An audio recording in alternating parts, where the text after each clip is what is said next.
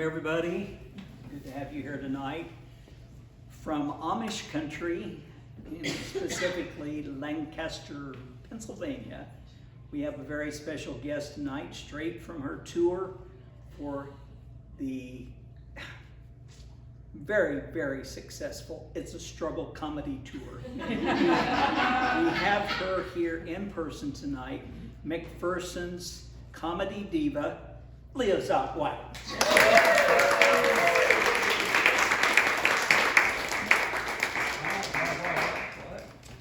This is my brother Griff and his wife Donna. Stage manager. Yes. It is just the honest truth. There would be no show without my brother. And He doesn't suffer fools. And when he said he thought I could do it, I thought I could do it. So, and here she is.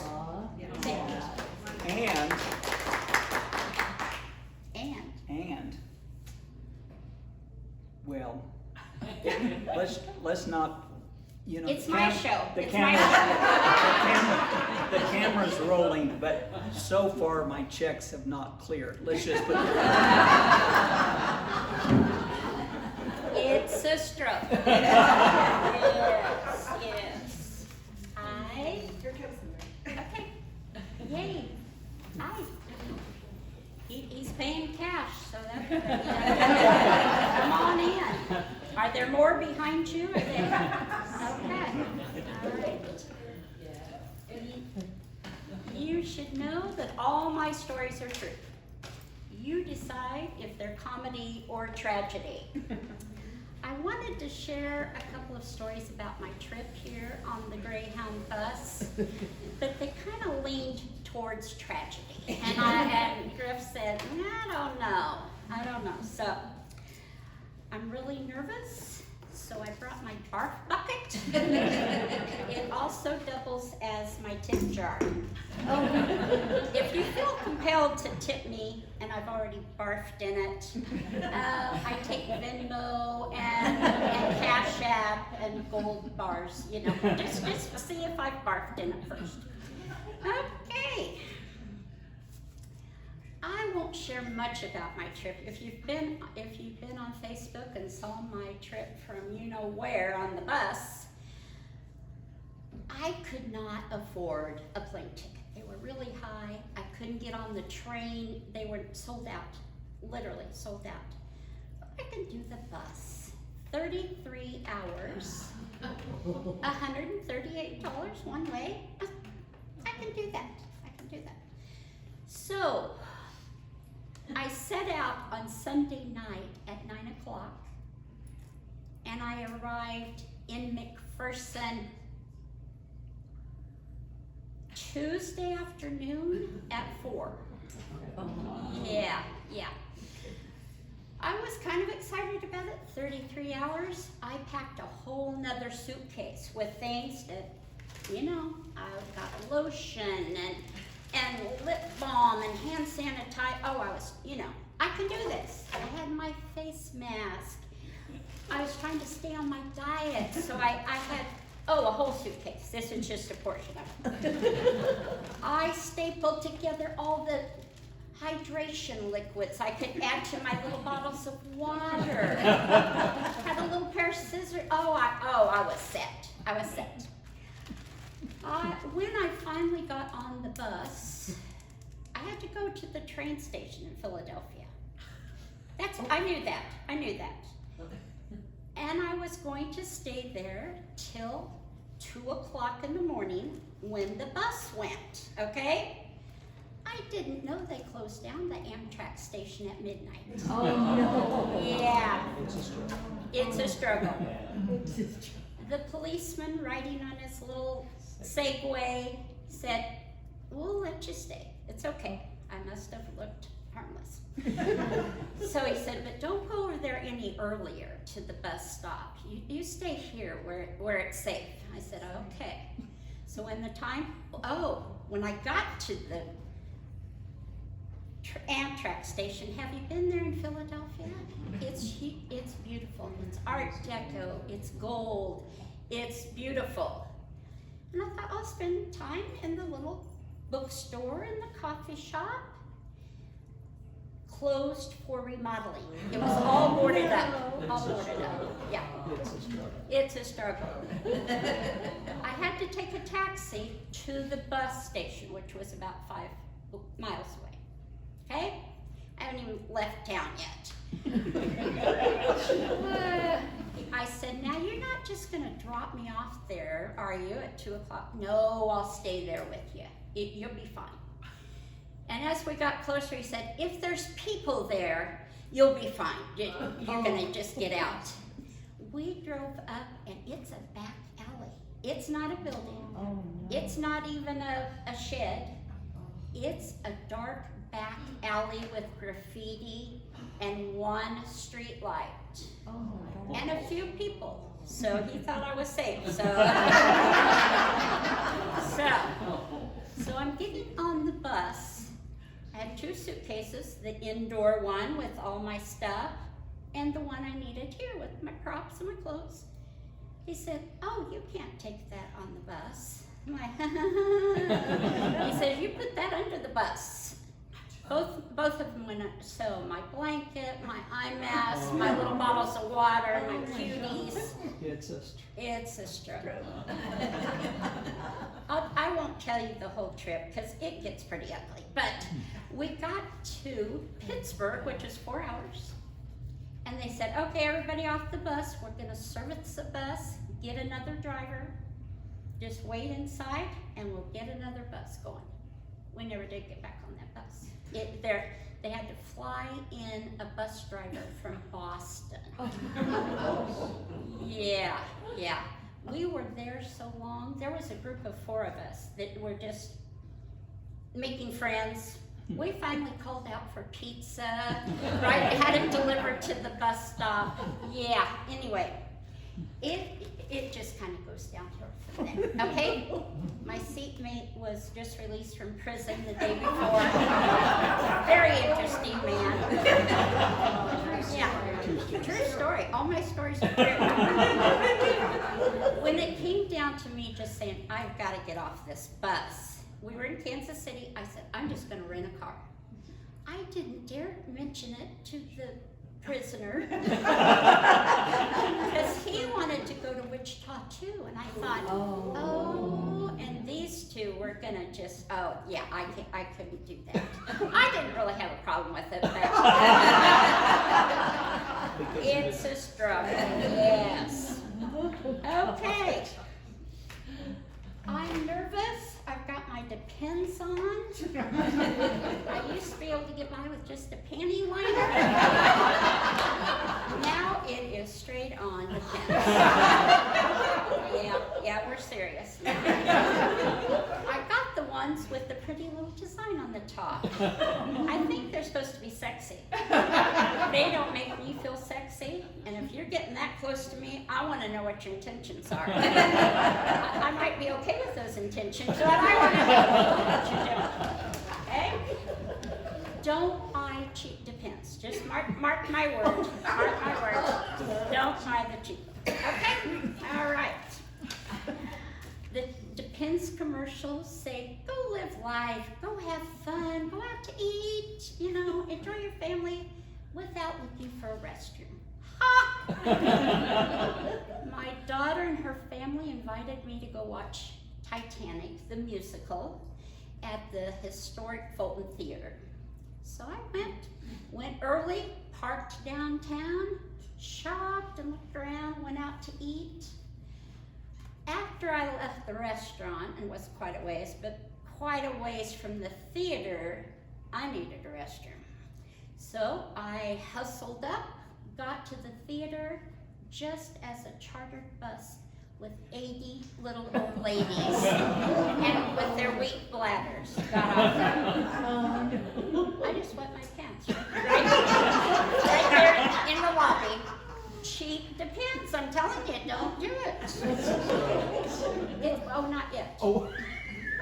I made it to intermission, but You know, Titanic set to music, and I was already sitting in a puddle. I wish I'd have stayed because I don't really know how it ended. It's a struggle. Oh my. Don't drink now. Don't drink now because I'll go bathroom. What you got your depend? I got my tickets. Heckler, heckler. My bladder doesn't care where I am. I was on a flight 30,000 feet in the air, and I needed the restroom. The fasten your seatbelt sign had just come on for our final descent into Chicago. Said, I can make it. I'm on the last row. The restroom is right here. I can make it.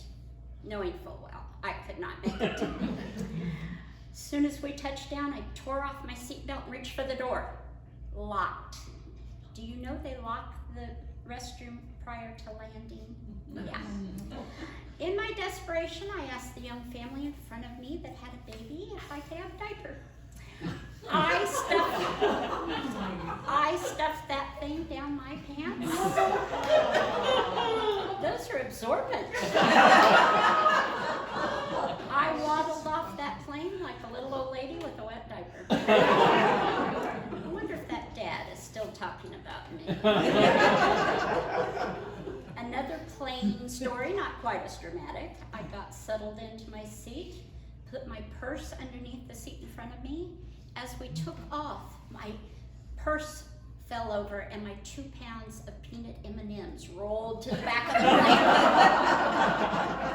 I tried to ignore the laughter and disgust from the people behind me, and I made sure I didn't have chocolate on my teeth when the flight attendant came by. I'd like to say that's the end of the story, but when we landed, here they all came back. It's a struggle. Oh my. I've lived in Kansas for 58 years. My daughter started moving east and I decided to go with them. So my siblings were kind of concerned how I'd do in Amish country. You know, really, where would I fit in, honestly?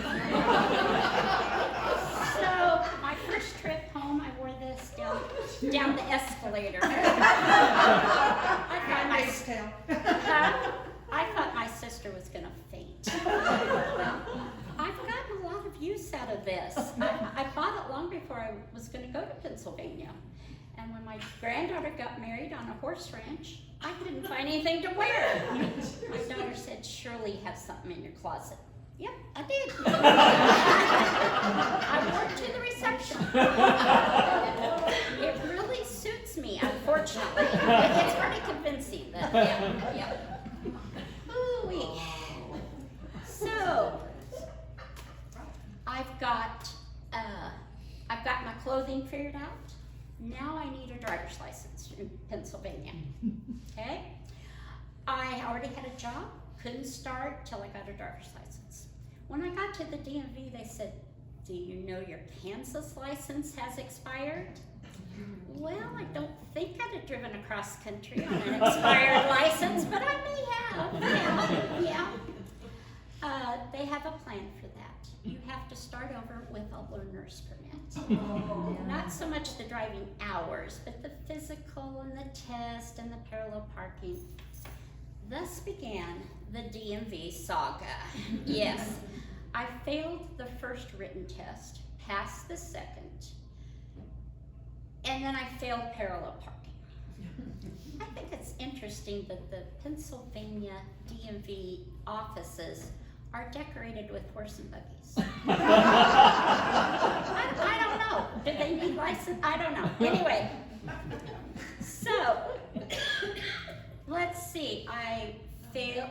You have 4 days in between taking the parallel parking test. So I take it, fail, reschedule, fail, test 3 failed, 4 failed, 5 failed, true story, 6 failed. My son-in-law said, maybe you could just move back to Kansas? Well, no, that driver driver's license is expired. Test 6 failed, 7 failed, 8 failed. Somebody suggested taking the AAA driver's refresher course. So I signed up. Nobody would take me to the test. They were all in prayer and fasting. So I called an Uber. He took me, and the instructor said, "Did you bring your learner's permit?" Well, no. I called the Uber driver. He went back to the house, picked it up. They do that for a price. I don't know how much I've spent on this so far. Let's see, then what happened? Oh, Hannah started calling around. It didn't help. The refresher course didn't help, okay? Hannah started calling around to little towns that didn't have such a long waiting list. So we drive 45 minutes or an hour. She'd have to get a babysitter and blah. We'd go, I'd fail, and we'd drive home. Let's see, where were we? 7. Test 8 failed, 9 failed, 10 failed, 11 failed, 12 failed, 13 failed. As we approached test 14, Hannah rented a smart car for me to pass the test in. You know, it's what I was saying at this table. So I got over there, and the instructor said, he just failed me 3 times before. He said, "Well, if you can't park that thing," and I did. He liked driving around in that smart car. He said, even after I passed, he said, "You want to keep driving around?" I said, "No, give me the blankety blank license."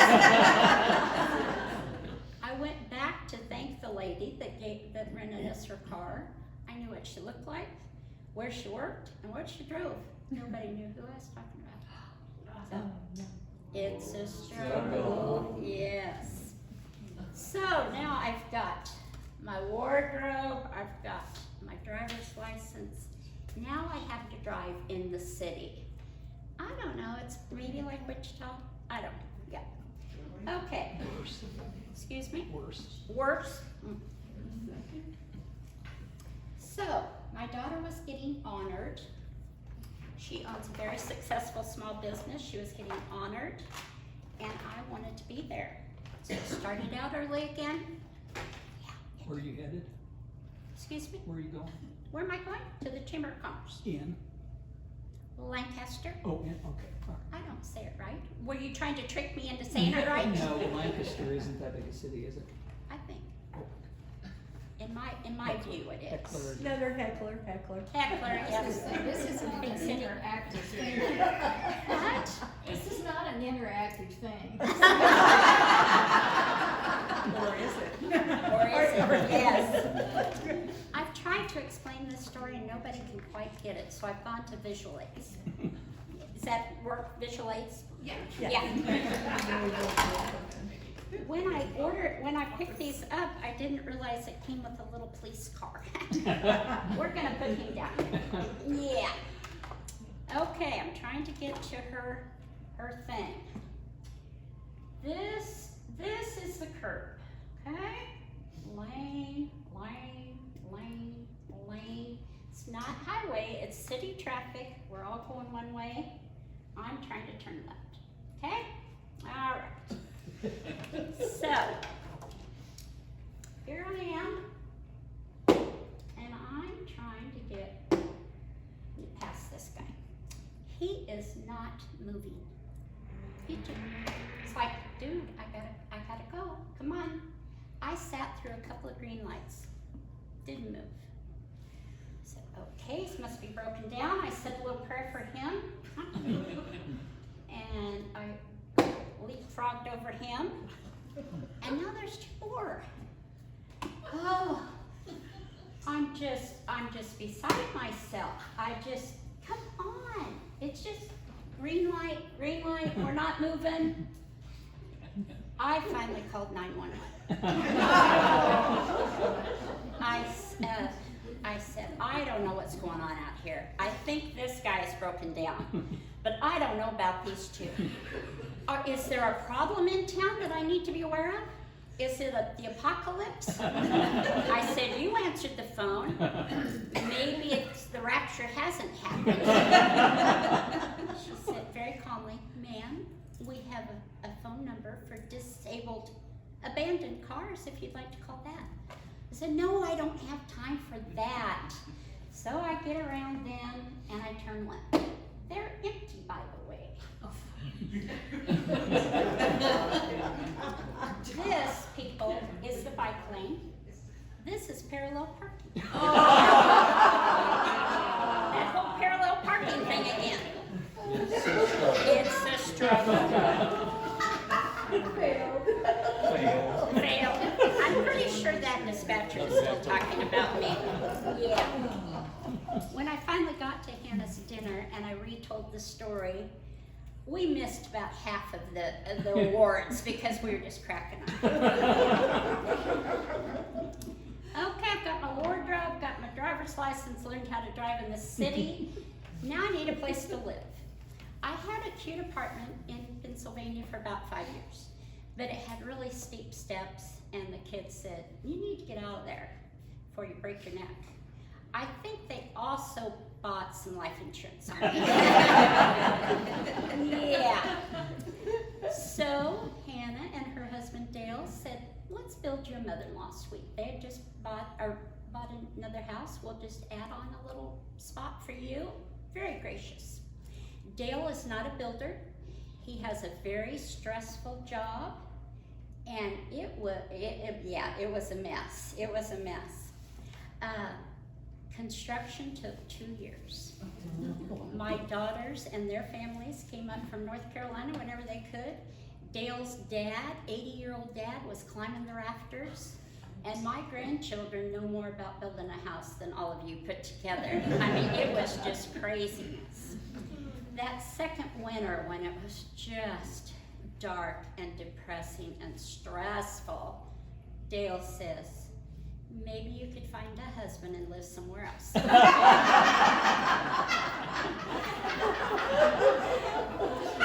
So it's a struggle. So now I'm really on the hunt for a man. I have been for many years, but I'm stepping it up now. So I tried out Dale and Hannah's church. And I was like, wow, there's a lot of handsome single men here. I don't know what their doctrine is, but I found my church home. My hopes were dashed when the pastor got up and said, let's pray for our women as they come home from spring retreat. Oh no. It's a struggle. I was at CVS to get my booster shot, and the guy ahead of me, an older man, has just gotten his shot. I'm 66. I'm getting pretty bold now. Now it's been a few years. Yes. I said, hey, I'm looking for a man who's had his shots. We gotta have him tested for some other things. Who also has some money. He had his wallet out. He said, well, I've had my shots, but my ex-wife took all my money. That's quite the excuse. I said, well, I better keep looking. As I turned to walk away, he said, I still have my pension. First time in my life I was speechless. This is why there's a HIPAA law. I've been back to CVS to see if they can match up who got their vaccinations that day, so I can hook up with him. Okay. It's a struggle. When my daughter heard that, she said, "Oh, Mom, really?" So you can meet men at the grocery store.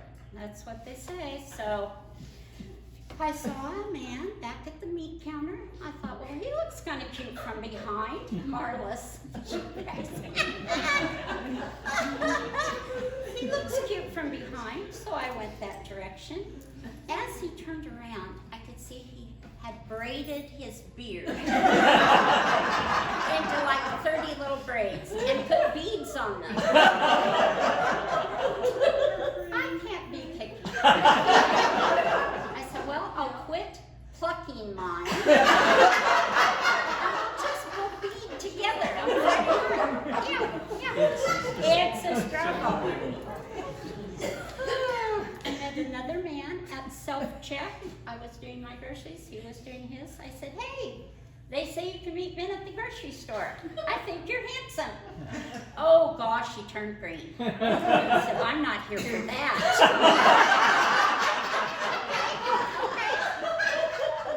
He will never, his wife will never send him back to the I've spared him from, my latest thing. Do you need a drink, Marla? More than water.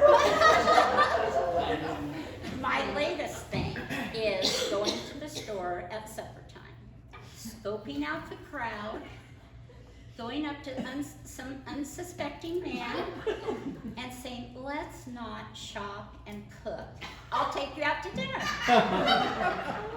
The first one I tried it on, 71, single. I thought I had me a live one there. He took it well. He said, well, that's quite the proposal, but maybe not. And so I went on. The second one said, my wife and I would love to join you. Put a ring on it. Right? Yeah. The third one, just last week, he approached me. I thought, hey, here we go.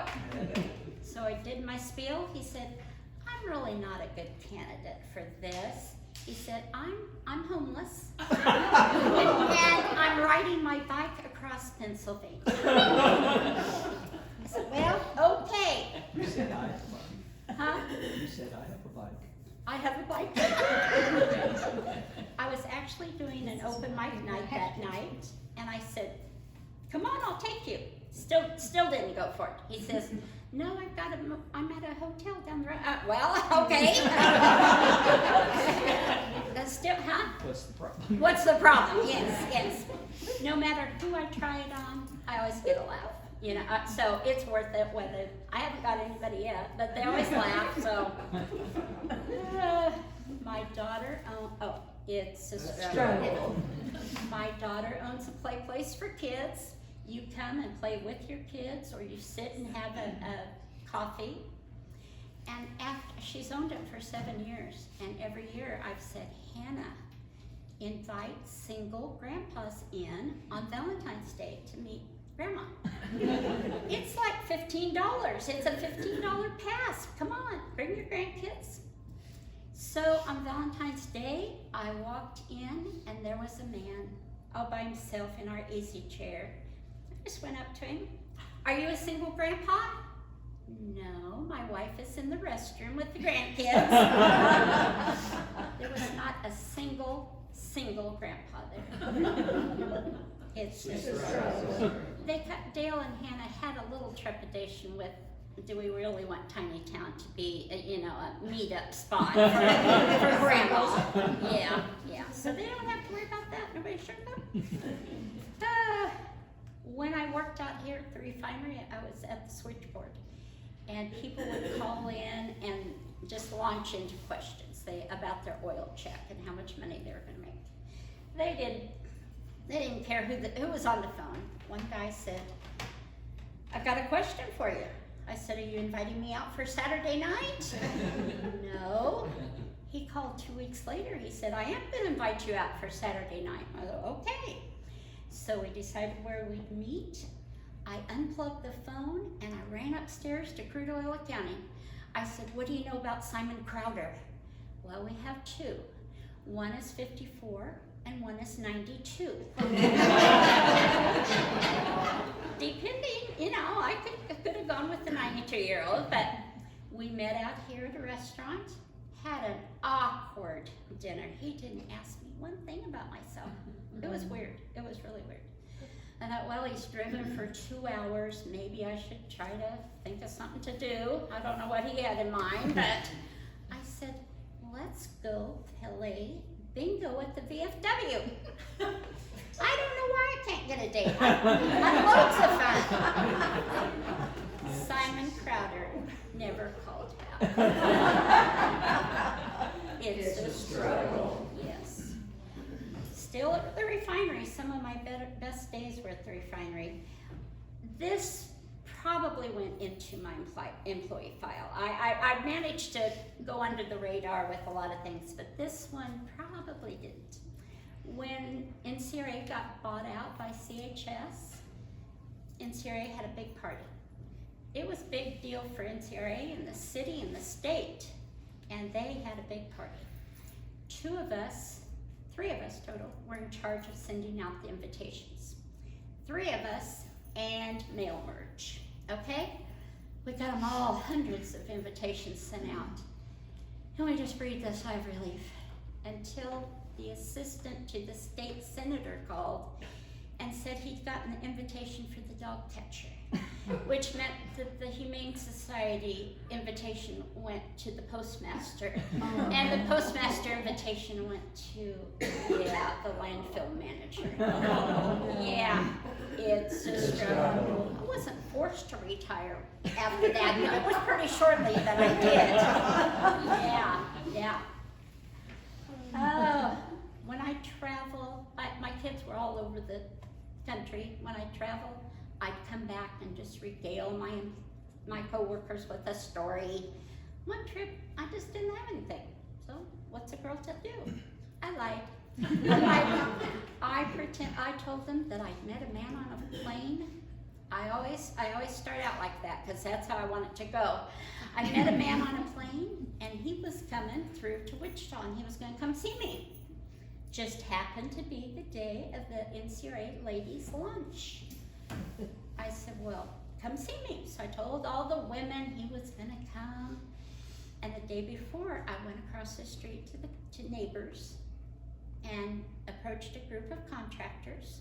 I said, I need a pretend boyfriend tomorrow. Okay, sure, one of them agreed. So the day of the luncheon, I waited and I waited. I could see out the window to Neighbors. There's not a boyfriend coming, okay? And the ladies are like, where's your guy, you know? I went to the entrance of the restaurant and found a couple, an older couple. I said, ma'am, may I borrow your husband? I just need a pretend boyfriend for a few minutes. She said, you'll bring him back, right? I must have that look, like I was gonna steal him. So from there to there, I explained the situation. I said, we met on a plane, you led me to death, and here we go. And he he was awesome. He was awesome. So, well, ladies, Leah's told me so much about you. Oh, put his arm around me. And he said, Leah, I know you're busy. I'll see you after work. And then I had to return him to his wife. It's a struggle. Of course, the fun part was telling all of them that I didn't know him from Adam. We have a restaurant in my town called The Ladle. They advertised lunch at The Ladle, and then they had Love at The Ladle, which was speed dating. Signed up. They have the older people go early evening, like 4:30, because we want to be home in time for Wheel of Fortune. Okay? The younger ones shut the place down later. Yeah. So this particular night, there were 3 men and 5 women. Because there were so few, you got 6 minutes with each bachelor instead of 3. 3 minutes is plenty, okay? Yeah, you know within 3 minutes, yeah. They give you a list of questions in case you can't think what to ask. My daughters gave me a list of questions what not to ask. Don't ask how they voted. Don't ask if they have a will. So I went the second time to this group, and one of the men was a returnee. we weren't a match the first time. He just brought his piece of paper and sat down next to me and just turned it over like, we don't have anything to talk about here, but I've got to spend 3 minutes with you. So, yeah, I haven't found love at the Ladle yet. They did hire me back. I suggested we do laughs at the Ladle. So I did two groups of comedy at their restaurant. Yeah. It's a struggle, yes. I did meet a man online in Pennsylvania. We had a long-term relationship. I've been out there 7 years. Long-term relationship, 2.5 dates.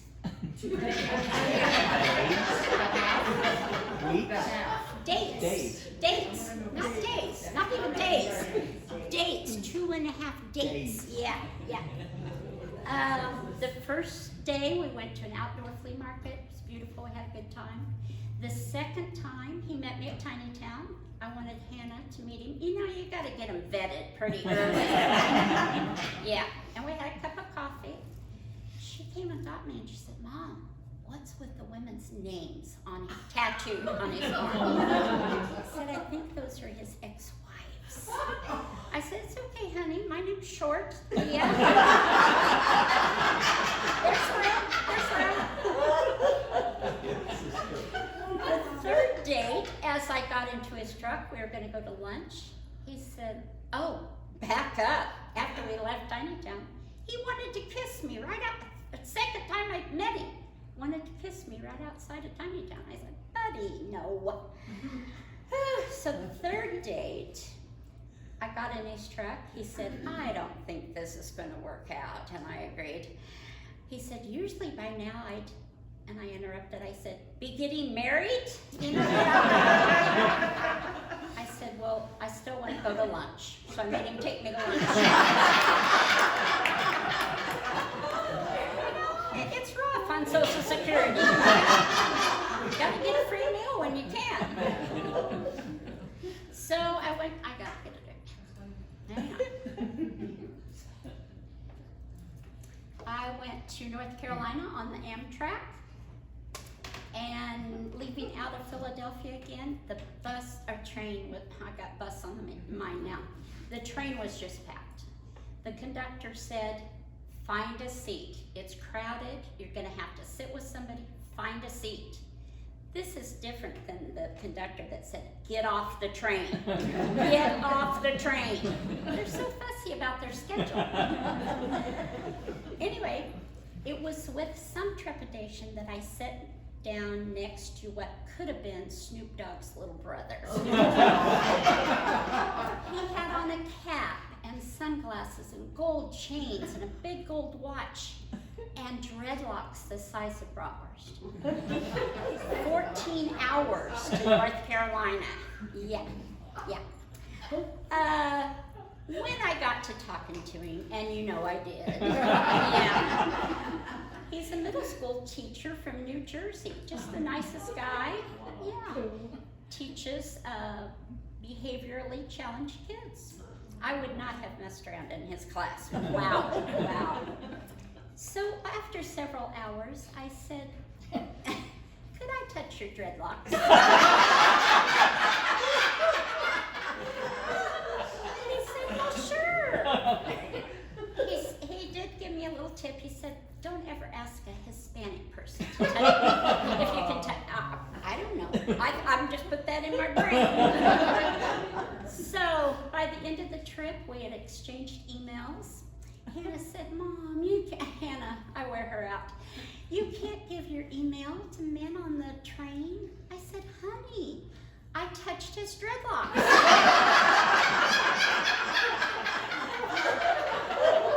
We're practically engaged. Kids nowadays, they don't know how to make friends.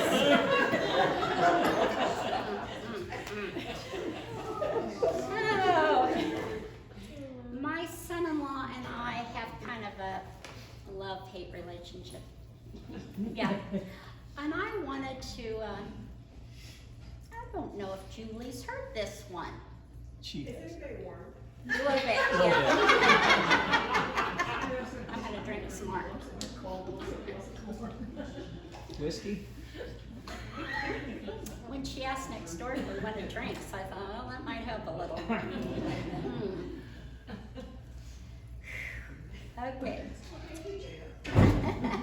We kind of have a love-hate relationship, and I thought, I have got to start focusing on the positive things.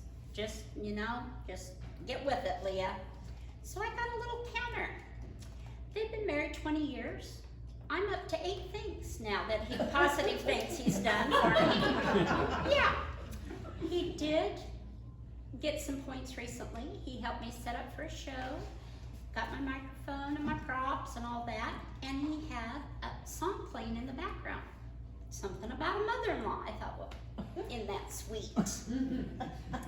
Yeah, you probably know the tune. Mother-in-law, mother-in-law. Do you know the lyrics? Mother-in-law, mother-in-law, mother-in-law, mother-in-law. The worst person I know. Mother-in-law, mother-in-law. If she'd leave us alone, we would have a happy home. Sent from down below. Satan should be her name. To me, they're about the same. She thinks her advice is the Constitution, but if she would leave, that would be a solution. This is my favorite son-in-law, the one I live next door to. Are you starting to see the problem? How do you subtract points from this? I wonder. The counter was really his idea. All my stories are true. We had a pretty rough day. Brand new baby in the house, foster, it's been 10 years ago. Stress, they had the baby in Pittsburgh, and they lived in Philadelphia, and they had to get me back to Pittsburgh for the flight home. It was rough. Dale could not be gone for that amount of time, okay? So he said, let's get you on the bus, and somebody will pick you up and take you there. Okay. So in that hour that it took to get to the bus, it didn't go well. We were not getting along well. And as we sat in the parking lot waiting for the bus, he says, when you get home, I want you to get one of those counters and count all the negative things you say. So, bad thing is, the bus didn't come at 2 p.m. It was scheduled for 2 a.m. Oh. And he ended up having to drive me 2 more hours after that. It went bad to worse. But when I got home, I thought, well, I'll get one of those and just see how many negative things I say. I'm on my 3rd one.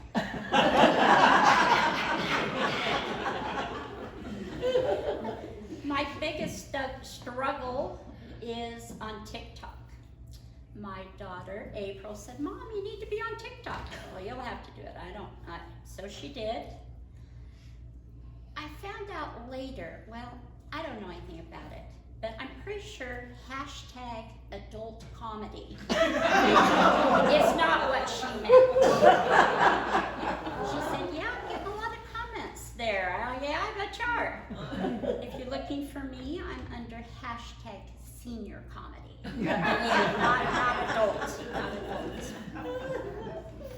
What time have we got? It's about time for me to be quiet? No? Okay. So I went through a bad divorce when the kids were little. Brent was 5, and well, I've lost my notes, but I can remember pretty good. Yeah, I was just waiting for the day when Brent turned 18, and it was just loosened up a little bit with his dad. Well, when Brent was 18, he was diagnosed with cancer. So the co-parenting started over again that day, his senior year of high school. So we were at MD Anderson and the Mayo Clinic and la. I always tried to be nice to his dad, but I just couldn't take it anymore. I just could not take his crap anymore. So we're up at the Mayo Clinic. Has anybody been there in Minnesota? Well, it's just a small city is what it is. I knew they had a store, and I was pretty sure they had what I was looking for. So I went down to the store. On the route, I borrowed a scrub top from a nurse. Yep, and I kept shopping. I got some gloves off an unsuspected cart, an unmonitored cart. Yep. I said, David, I know what your diagnosis is. Got some gloves on. I said, I know what your diagnosis is. Bend over! He didn't think it was possible. Anyway, yeah. Oh, anyway. So now I'm new to Social Security, and I've got to make some more money. I'm used to spending, so I drive by the Plasma Donation Center every day. They advertise $500 for your first donation. Don't all of you run out of here to go get it. Oh, I can do that. So I stopped in there. They said, we need your Social Security card, your flu vaccinate, get all this together. Come back in 3 days. I went back. They were full. They didn't have any place for me. I came back. It had snowed all night. It was still snowing. I thought, well, no, nobody will be there, so I can get in. The employees couldn't get in. They were shut out. The 4th time I went, they couldn't get my fingerprints. They called somebody in, she got it. Then they couldn't get something else, and that was straightened out. Then the manager came over and said, what is the problem? Well, you can't donate blood, you're too old. I said, well, I was a lot younger when I started. It's a struggle. Oh my. Now I've run out of cards and not material. Hang on. Maybe I, huh? Oh yeah. I thought I had some more good stuff here, but maybe not. And the wedding In the ICU, people discouraged me from sharing that. Yes. Taxi cab. There's the taxi cab driver. Okay. I made, down at MD Anderson, I got to know an Asian taxi. I didn't know him, but I'd been driving with him so often that he knew that I was always looking for a man. And I don't know what I'd do with it. Well, I've got a couple ideas. Anyway, he said, Leah, why no husband? You cute. You funny. You lesbian?